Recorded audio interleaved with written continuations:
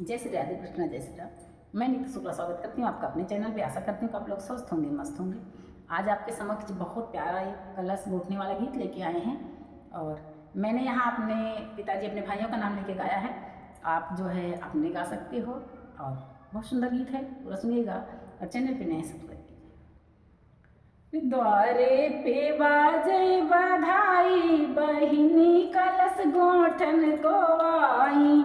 द्वारे पे बाजे बधाई, बहिनी कलश गोठन को आई।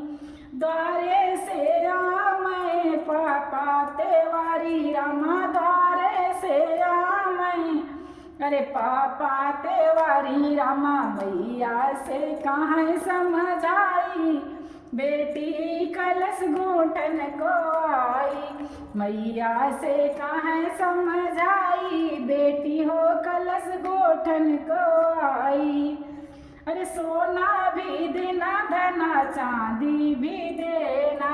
सोना भी देना, धना चांदी भी देना। अरे मोहर दे दो गुहवाई, बेटी हो कलश गोठन को आई। अरे मोहर दे दो गुहवाई, बेटी हो कलश गोठन को आई। द्वारे पे बाजे बधाई, बहिनी कलश गोठन को आई। द्वारे से राम भैया पंकज रामा, द्वारे से राम भैया अमित रामा। भाभी से कहाँ समझाई, बहिनी कलश गोठन को आई।